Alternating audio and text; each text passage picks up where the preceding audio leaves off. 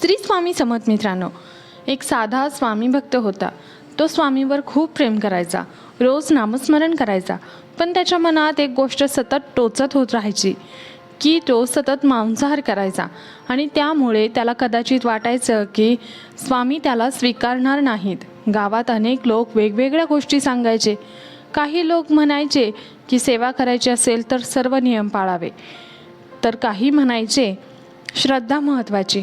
पण त्या भक्ताच्या मनात सतत अपराधीपणा होता. तो जेव्हा स्वामींच्या फोटोसमोर बसायचा तेव्हा एकीकडे शांतता मिळायची, पण दुसरीकडे मनात प्रश्न उठायचा की मी योग्य आहे का? मी मांसाहार करूनसुद्धा स्वामी सेवा करू शकतो का? एक दिवस तो मंदिरात गेला. लोक निघून गेल्यावर तो एकटाच मंदिरात शांतपणे बसला. आपोआपच डोळ्यात पाणी आले. म्हणाला, स्वामी महाराज, मी जर चुकत असेल तर मला मार्ग दाखवा. त्या क्षणी त्याला मंदिरात एक वेगळी शांतता जाणवली. काही आवाज नव्हता, पण मनात जणू उत्तर म्हटलं ते मनातून असतं. त्या दिवसापासून त्याच्या आयुष्यात हळूहळू बदल सुरू झाला. तो स्वतःला दोष देण्याऐवजी स्वतःकडे समजून पाहू लागला.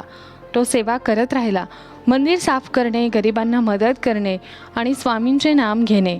पण मनातील प्रश्न अजून पूर्ण संपला नव्हता, तो अपूर्णच होता. एका रात्री त्याला विचित्र स्वप्न पडलं. तो एका मोठ्या रस्त्यावर चालत होता. आजूबाजूला अनेक लोक होते, काही धार्मिक, काही साधे, काही चुका करणारे. पण सगळ्यांच्या पुढे स्वामी चालत होते.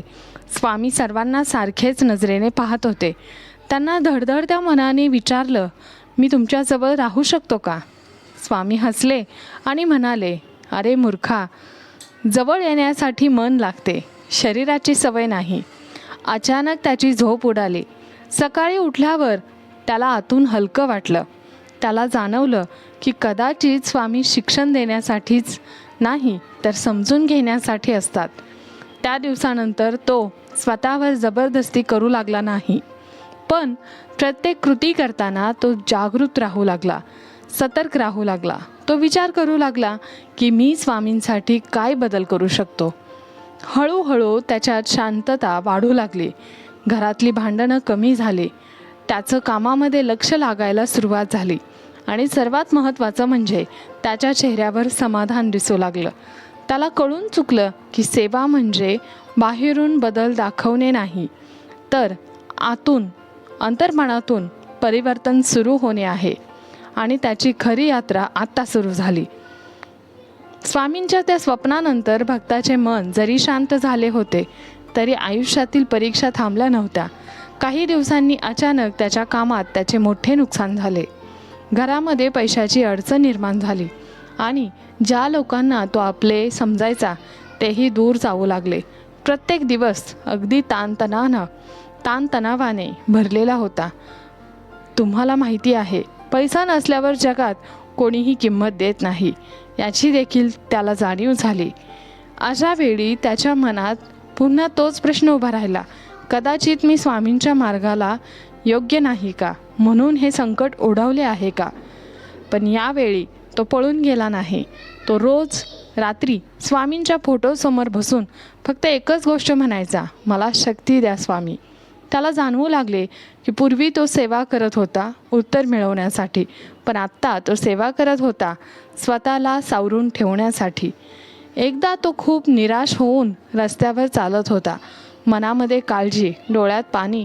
अचानक एक वृद्ध माणूस त्याच्याजवळ आला आणि सहज म्हटला, विश्वास ठेव, संकट संपतात.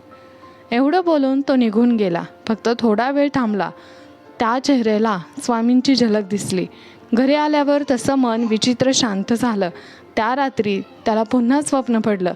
स्वामी एका नदीकिनारी बसले होते. भक्ताने विचारलं, स्वामी, माझ्या आयुष्यात एवढ्या अडचणी का?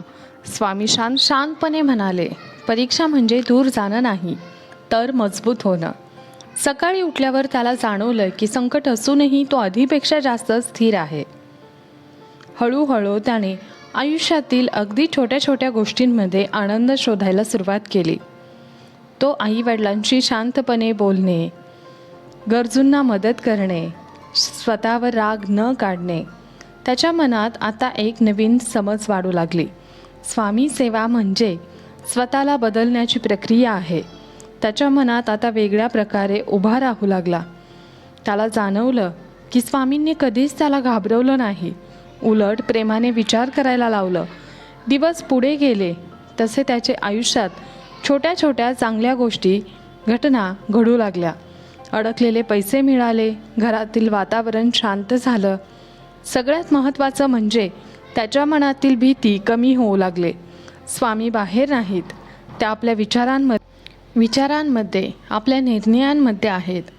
आणि ज्या दिवशी त्यांनी हे स्वीकारलं त्या दिवशी त्याला पहिल्यांदा खरी शांतता मिळाली. त्याच्या श्रद्धेला पूर्णपणे बदलून टाकणार होता. जसा जसा काळ पुढे जात होता भक्ताची श्रद्धा वाढत होती. पण एक दिवस अशी घटना घडली, त्याच्या आयुष्याचा संपूर्ण दृष्टिकोन बदलला. त्या दिवशी तो खूप थकलेला होता.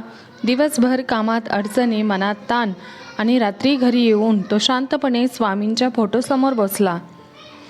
त्यांनी काही मागितलं नाही, फक्त शांतपणे डोळे मिटले. अचानक त्याला जाणवू लागले की खोलीत एखादी ऊर्जा आहे. मन शांत होत गेलं. नकळत त्याच्या डोळ्यातून अश्रू आले. त्या क्षणी त्याच्या मनात एक स्पष्ट विचार आला, तू स्वतःला दोष देत राहिलास, पण मी तुला कधीच नाकारलं नाही. त्याने धसकून डोळे उघडले, पण आजूबाजूला कोणीच नव्हते. तरीही त्या अनुभवाने त्याचे मन हलले. दुसऱ्या दिवशी तो मंदिरात गेला. तिथे एक साधू शांतपणे म्हणाले, सेवा म्हणजे प्रेम, भीती नाही. हे ऐकताच त्याला वाटलं जणू स्वामी स्वतः त्याच्याशी बोलत आहेत. त्याने त्या दिवसापासून स्वतःवर कठोर निर्णय लादणे पूर्णपणे बंद केले. मनाने प्रामाणिकपणे राहण्याचा मार्ग स्वीकारला.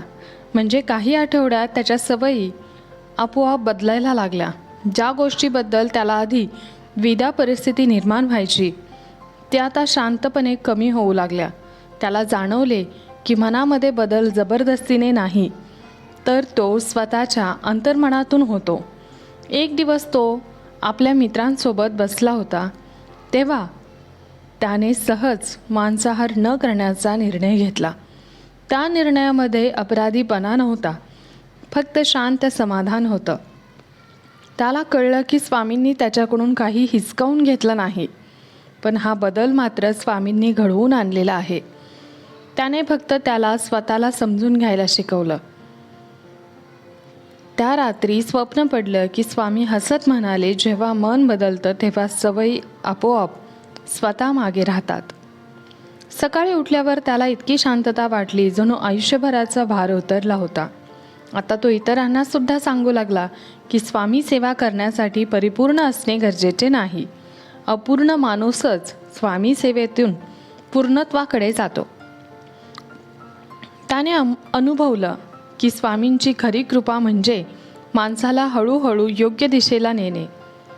त्या दिवसानंतर त्याच्या आयुष्यातील प्रत्येक अडचण त्याला घाबरवत नव्हती, कारण त्याला खात्री होती की स्वामी त्याच्यासोबत आहेत. आणि त्याच्या मनात आता एकच भावना उरली होती, ती म्हणजे स्वामींच्या प्रती फक्त आणि फक्त कृतज्ञता. भक्तांनो, स्वामी सेवा ही करताना नियमापेक्षा पण जास्त विश्वास आणि श्रद्धेची गरज असते. मन जर शुद्ध असेल तर स्वामी नेहमी आपली सोबत राहतात. हा माहितीपूर्ण व्हिडिओ आणि कथा तुम्हाला जर आवडली असेल तर नक्की लाईक, शेअर आणि चॅनलवर नवीन असाल तर सबस्क्राईब करा. तसेच कमेंट करा. संपूर्ण व्हिडिओ पाहिल्याबद्दल आभार.